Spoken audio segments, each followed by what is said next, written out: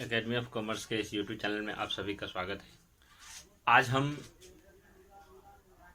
Reconstruction में admission of A partner chapter का शुरुआत करने जा रहे हैं। एडमिशन ऑफ ए पार्टनर का ये पहला क्लास है। आज हम लोग सबसे पहले एडमिशन ऑफ पार्टनर क्या होता है इसके बारे में जानेंगे और उसके बाद थोड़ा सा इसका थ्योरी हम चर्चा करेंगे, आप सभी को बताएंगे थ्योरी, इसके संबंध में कौन कौन सी थ्योरी है। उसके बाद हम लोग इसके प्रैक्टिकल सॉल्यूशन पे चलेंगे। ठीक है बच्चों, उम्मीद करते हैं कि पिछला जो भी क्लास चला है पिछले चैप्टर का बहुत ही अच्छा लगा होगा। अगर आप सभी को मेरा ये वीडियो सीरीज अगर अच्छा लगता है तो आप लोग कोशिश करिए कि आप अपने साथ पढ़ रहे हर बच्चे को शेयर करिए ताकि उसे भी फायदा मिल सके और उसका भी कोर्स कंप्लीट हो सके। हम आज जानेंगे कि एडमिशन ऑफ ए पार्टनर का मतलब क्या होता है। मतलब नए साझेदार का प्रवेश, इसको हिंदी में क्या कहते हैं बच्चों? नए साझेदार का प्रवेश। नए साझेदार का प्रवेश। अच्छा, नए साझेदार का प्रवेश का मतलब क्या कि जब कोई किसी व्यक्ति को किसी साझेदारी फर्म में सदस्यता प्राप्त होती है, मतलब जब किसी दूसरे व्यक्ति को जो पार्टनर अभी तक नहीं है उस व्यक्ति को जब फर्म में साझेदार के रूप में स्वीकार कर लिया जाता है, यानी उसे सदस्य बना लिया जाता है, पार्टनर बना लिया जाता है, तो उसे हम लोग कहते हैं नए साझेदार का प्रवेश होना।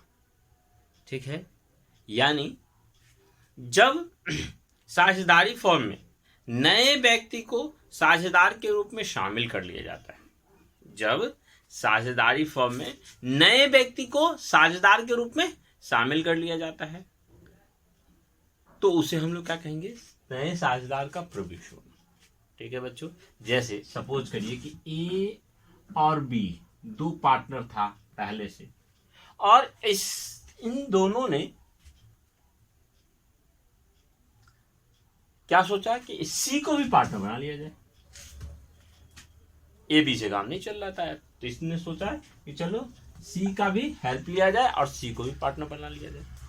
तो ये तीनों मिलकर के क्या किया, अब नया जो बिजनेस चलेगा, पहले ये दो ही था लेकिन अब सी को भी शामिल कर लिया गया, तो अब तीनों मिलकर के कितना, ए बी और सी, ये तीनों मिलकर के अब फॉर्म को संचालित करेगा।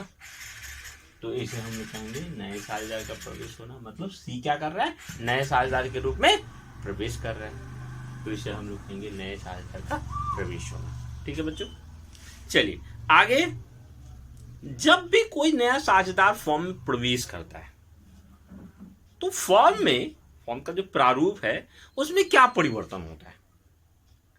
तो सबसे पहला परिवर्तन हम आपको बताएंगे कि जब भी किसी साझेदारी फॉर्म में नए साझेदार का प्रवेश होता है तो फॉर्म पे क्या इफेक्ट पड़ेगा। आप जरा सोचिए कि आप ये ए बी दो पार्टनर था और एक सी भी आ गया तो फॉर्म में क्या बदलाव हो जाएगा? सबसे पहला बदलाव कि साझेदारों की संख्या में वृद्धि हो जाएगी। पहला प्रभाव पड़ेगा कि साझेदार की संख्या में क्या हो जाएगी? वृद्धि हो जाएगी। अच्छा, दूसरा क्या हो जाएगा? दूसरा हो जाएगा बच्चों कि साझेदारों के बीच जो लाभ हानि का जो अनुपात है वो बदल जाएगा। यानी साझेदारों के बीच जो आर्थिक संबंध है, अब सी जो नया पार्टनर आया, जो भी नया पार्टनर आएगा लाभ में से कुछ हिस्सा उसको भी देंगे, तो लाभ हानि का अनुपात में कुछ परिवर्तन हो जाएगा। ठीक है, दो प्रभाव समझ में आएगा। अच्छा, तीसरा, नया साझेदार जो आएगा तो अपने साथ क्या लाएगा? पूंजी लाएगा, और वो पूंजी लाएगा जिससे फॉर्म में पूंजी की मात्रा क्या हो जाएगी? बढ़ जाएगी। अच्छा, नए साझेदार का जो लाभ में हिस्सा मिलता है उस हिस्से के लिए उसे कुछ रुपया ख्याति के रूप में लाना पड़ता है, और इस ख्याति की राशि को पुराना जो साझेदार है उस क्या करता है? सैक्रिफाइसिंग रेशियो में बांट लेता है। तो ये भी एक परिवर्तन है। अच्छा, अगर कोई नया साझेदार प्रभावशील है, यानी ऐसा व्यक्ति है जिसका मार्केट में क्या है? छाप है, गुडविल है उसका, उसके आने से हो सकता है फर्म की गुडविल में वृद्धि हो जाए। तो ये सभी परिवर्तन जो है नए साझेदार के प्रवेश होने से एक साझेदारी फॉर्म में होता है। समझ में आया? यानी जब कोई साझेदार फॉर्म में प्रवेश करता है तो फॉर्म में कौन कौन सा प्रभाव पड़ेगा? अभी पहला हमने बताया क्या, साझेदारों की संख्या में वृद्धि हो जाएगी। दूसरा, लाभ हानि अनुपात में परिवर्तन हो जाएगा। तीसरा, जो नया साझेदार है वो अपने हिस्से का पूंजी लाएगा जिससे पूंजी की मात्रा बढ़ जाएगी। चौथा, अगर कोई प्रभावशाली व्यक्ति को आप साझेदार बना रहे हैं तो फॉर्म में अगर उसके आने से फॉर्म की ख्याति बढ़ सकती है। पांचवा, जो नया साझेदार आएगा वो ख्याति के रूप में कुछ रुपया लाएगा जिसे सभी जो पुराना साझेदार है अपने सैक्रिफाइसिंग रेशियो में बांट लेगा। तो इस प्रकार से जब कोई नया साझेदार फॉर्म में प्रवेश करता है तो इस प्रकार से किसी भी फॉर्म में जो नए साझेदार है उसके प्रवेश होने से फॉर्म पर ये सब बदलाव होते हैं। अच्छा, अब कहेंगे कि सर नया साझेदार के प्रवेश करने की जरूरत आखिर क्यों होती है? बहुत सारे बच्चे के मन में सवाल आ रहा होगा, सर एबीसी तो बिजनेस चला रहा था, एबी तो बिजनेस चला रहा था, सी को क्यों जरूरत पड़ा होगा फॉर्म में प्रवेश देने का? अच्छा ठीक है, तो मैं बता दूं कि सी को क्यों जरूरत पड़ेगा। अच्छा, एक बात बताओ बच्चे, आप ए और बी हो, मान लो कि ए बी आप दो सहपाठी हो, दोनों आज मिलकर के एक बिजनेस किया और ये ए और बी से एक बिजनेस धीरे धीरे क्या होगा, छोटा से धीरे धीरे बड़ा होगा। अब बड़ा होगा तो क्या होगा, नहीं संभलेगा।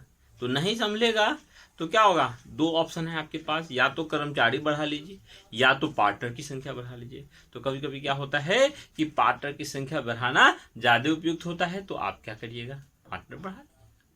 तो साझेदारी फर्म का जो व्यवसाय है वो बड़ा हो जाता है, तो ऐसा महसूस होता है कि नए साझेदार को लाया जाए, तो ऐसी स्थिति में नए साझेदार का प्रवेश दिया जा सकता है। दूसरा, अगर फर्म को पूंजी की आवश्यकता है तो आप किसी व्यक्ति को, ऐसे व्यक्ति को साझेदार बना सकते हैं जिसके पास पूंजी है, जो पूंजी ला सकता है, जिससे फर्म में क्या हो, सहायता हो और फर्म का व्यवसाय और ज्यादा बढ़े। तो पूंजी की आवश्यकता को पूरा करने के लिए। अच्छा, कभी कभी ऐसा भी होता है कि किसी ऐसे व्यक्ति को आप साझेदार बनाना चाहते हैं जिसका गुडविल क्या हो, ज्यादा है, जिसके कारण उसको आप लाना चाहते हैं फर्म में, जिससे अगर वो आता है तो आपके फर्म की ख्याति बढ़ जाती है। फर्म की ख्याति जब बढ़ जाएगी तो आपका फर्म पॉपुलर हो जाएगा और आपका बिजनेस ज्यादा चलेगा। तो इस आवश्यकता को पूरा करने के लिए भी क्या किया जाता है, नए साझेदार को प्रवेश दिया जाता है। अच्छा, और है, जब ऐसे जो कर्मचारी है आपका, ऐसा वफादार और अच्छा कर्मचारी जिसको आप प्रोत्साहित करना चाहते हैं और अच्छे तरीके से काम करे, इसके लिए आप प्रोत्साहित करना चाहते हैं, तो उसको क्या करिए, साझेदार बना लीजिए। जब भी कोई कर्मचारी साझेदार बन जाता है तो वो क्या करेगा, अपने उस बिजनेस में अपनी तरह काम करेगा। जैसे आपका अपना काम रहता है तो कितने मन लगा के करते हैं, कहीं नौकरी करने जाइएगा तो मन लगा के नहीं काम करिएगा। तो उसको जब पार्टनर बना दिया जाता है तो उसको और अंदर से प्रोत्साहन मिलता है और वो अच्छे तरीके से काम करता है। तो किसी अच्छे जो कर्मचारी है उसको प्रोत्साहित करने के लिए भी क्या किया जा सकता है, साझेदार बनाया जा सकता है। तो ये सभी आवश्यकता को पूरा करने के लिए भी नए साझेदार का प्रवेश होता है। बात समझ में आया बच्चों? किन किन आवश्यकताओं को पूरा करने के लिए नए साझेदार का प्रवेश करना पड़ता है, समझ में आ गया हो? अच्छा, एक बात बताइए, जब भी नया साझेदार फर्म में प्रवेश करेगा तो कौन कौन सा समायोजन करना पड़ेगा? तो पिछले चैप्टर में हम लोग पढ़े थे कि जब किसी साझेदारी फर्म में का पुनर्गठन होता है तो कौन कौन सा समायोजन करना पड़ता है। ठीक वही समायोजन यहां भी करेंगे। ठीक है बच्चों, कुछ चीज बढ़ जाता है, एक आध चीज बढ़ जाएगा। ठीक है, चलिए हम बताते हैं। सबसे पहले ये बता दूं कि इस चैप्टर में जब भी कोई नया साझेदार फर्म में प्रवेश करेगा तो कौन कौन सा समायोजन हमको सीखना है। ये सारे समायोजन अगर आप सीख लेते हैं तो समझिए चैप्टर खत्म। तो कौन कौन सा समायोजन नए साझेदार के प्रवेश के समय हमें करने पड़ते हैं, ये जरा हम लोग सीख लेंगे। तो चलिए, सबसे पहले हम लोग क्या करेंगे, न्यू रेशियो निकालना सीखेंगे। यानी जब भी नया साझेदार फर्म में प्रवेश करता है तो न्यू रेशियो ओल्ड रेशियो का में कुछ परिवर्तन हो जाता है, यानी नया रेशियो का कैलकुलेशन करना पड़ेगा। चलिए, हम शॉर्टकट में लिख रहे हैं, थोड़ा सा आप लोगों को थ्योरी मिल चुका है और थ्योरी में है ही सब चीज डिटेल में, इसलिए हम थोड़ा शॉर्टकट लिख रहे हैं, ठीक है। अच्छा, दूसरा क्या करना पड़ेगा, सैक्रिफाइसिंग रेशियो का कैलकुलेशन करना पड़ेगा, गेनिंग रेशियो का कैलकुलेशन करना पड़ेगा। अच्छा,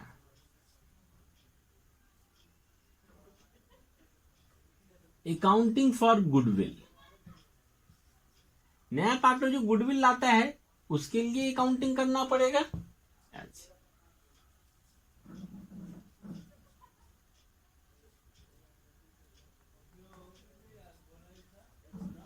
revaluation of assets and liabilities, assets and liabilities का जो पुनर्गठन होता है उसके संबंध में कितना प्रॉफिट हुआ संस्था को, उसको भी कैलकुलेशन करना पड़ेगा, तो ये करना पड़ेगा। अच्छा, और क्या करना पड़ेगा बच्चों,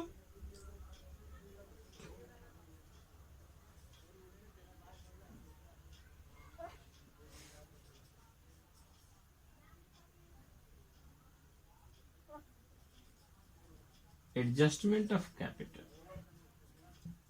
पूंजी का समायोजन करना पड़ेगा, ठीक है बच्चों। तो ये सभी चीज हमको यहाँ पे सीखना है, ठीक है बच्चों। सबसे पहले आज हम जानेंगे ये तीन चीज, तो आप लोग बहुत अच्छे तरीके से ये भी सीख चुके हैं बहुत अच्छे तरीके से, पिछले चैप्टर में आप लोग ने सीख लिया था। चलो, उम्मीद करते हैं कि सभी बच्चे सीख लिए होंगे, फिर इसमें हम यहाँ पे रिप्लाई करेंगे थोड़ा। चलिए, आज हम सीखेंगे सबसे पहले ये तीनों चीज आप लोग सीख चुके हैं पिछले चैप्टर में। चलिए, आज हम इसकी चर्चा करते हैं, ये तीन की चर्चा करते हैं। चलिए, सबको हटाते इस तीन की चर्चा करते हैं। चलिए, न्यू रेशियो कैसे निकलेगा बच्चों, न्यू रेशियो हमने पिछला चैप्टर में बताया था कि न्यू रेशियो के लिए आपको ओल्ड रेशियो तो दिया रहेगा, अगर कोई पार्टनर सैक्रिफाइस कर रहा है तो माइनस कर लीजिए, अब कोई पार्टनर अगर गेन कर रहा है तो प्लस कर लीजिए, बस वेरी सिंपल। किसी भी साझेदारी फर्म का, कोई भी साझेदार का अगर न्यू रेशियो निकालना है तो ओल्ड रेशियो में से या तो सैक्रिफाइस कर दीजिए, अगर गेन कर रहा है तो प्लस कर दीजिए। अगर आप कमा रहे हैं तो आपका पैसा बढ़ जाएगा, आप सैक्रिफाइस कर रहे हैं, खर्च कर रहे हैं तो पैसा घट जाएगा। अच्छा, सैक्रिफाइसिंग रेशियो जब निकालने के लिए कहें तो ओल्ड रेशियो में से हम लोग क्या करेंगे,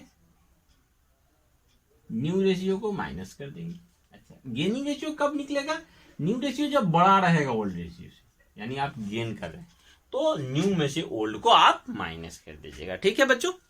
चलिए, आज हम क्वेश्चन नंबर 1 देखेंगे, उसमें क्या कह रहा है न्यू रेशियो का कैलकुलेशन करने के लिए। चलिए बच्चों, क्वेश्चन नंबर 1 आप सभी बुक निकाल लीजिए और उसमें क्वेश्चन नंबर 1 पढ़िए, क्या कह रहा है 1 का ए, क्या कह रहा है क्वेश्चन नंबर 1 का ए, क्या कह रहा है जरा देखेंगे। ए और बी को लाभों को 3-2 के अनुपात में विभाजित करते हैं, सी को 1/3 अंश देने के लिए साझेदार बनाते हैं। सी को कितना हिस्सा मिलता है, नया जो फॉर्म है, नए फॉर्म में एक साझेदार आता है, कौन है, सी, उसको 1/3 कह रहा है दिया जाएगा, तो न्यू रेशियो का कैलकुलेशन करने के लिए। अच्छा, ओल्ड रेशियो कितना दिया हुआ है बच्चों, 3:2 दिया हुआ है, ठीक है। चलिए, किस चीज का कैलकुलेशन करना है, सबसे पहले हम ऊपर में लिख लेंगे कैलकुलेशन ऑफ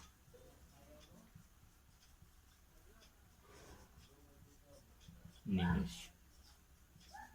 अच्छा, ओल्ड रेशियो दिया हुआ है, देखिए 3:2,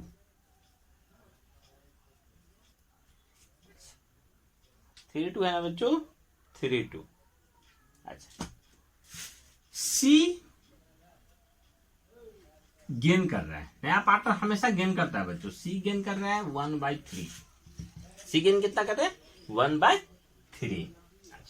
जब ऐसा सिचुएशन रहे, कैसा, सिर्फ ओल्ड रेशियो दिया रहे और सी जो प्राप्त कर रहा है कितना 1/3, तो 1/3 ये किससे प्राप्त आ रहा है ये तो नहीं दिया हुआ है। अगर ये क्लियर नहीं हो, सवाल में ये क्लियर नहीं हो कि ये कहां से इसको मिल रहा है हिस्सा, कौन दे रहा है, ए दे रहा है कि बी दे रहा है, नहीं दिया हो, तो हम ये मान लेते हैं कि दोनों साझेदार इसी रेशियो में इसको दिया होगा, यानी ए कितना सैक्रिफाइस किया होगा, इसका 3/5, और बी कितना सैक्रिफाइस किया होगा, इसका 2/5, किसका 1/3 का, यानी 1/3 गुने 3/5 कर देते हैं तो ए का सैक्रिफाइसिंग, 1/3 गुने 2/5 कर देते तो बी का सैक्रिफाइसिंग निकल जाएगा। अब ओल्ड में से सैक्रिफाइसिंग को घटा देंगे तो ए और बी का न्यू रेशियो निकल जाएगा, और बी सी का तो यही न्यू रेशियो हो जाएगा। ठीक है बच्चों, तो निकल जाएगा तीनों। ऐसे भी कर सकते हैं, जब ऐसा सिचुएशन रहे तो हम क्या करेंगे, मान लेंगे कि नए फॉर्म का जो टोटल हिस्सा है, लाभ का हिस्सा 1 है। चलिए, लेट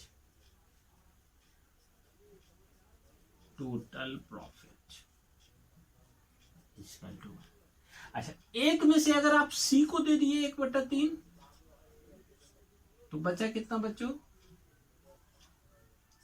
2/3। ये किसका निकल गया, ये किसको, अगर टोटल हिस्सा में से सी को 1/3 देना था, सी को दे दिए, तो जो बचा वो कौन लेगा, ए और बी लेगा। चलो, यानी ये जो बचा हुआ हिस्सा है ये किसको मिलेगा, ए और बी।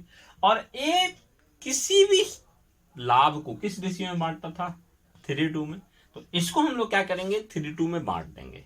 ठीक है बच्चों, चलिए, यानी ए का न्यू रेशियो कितना निकल जाएगा,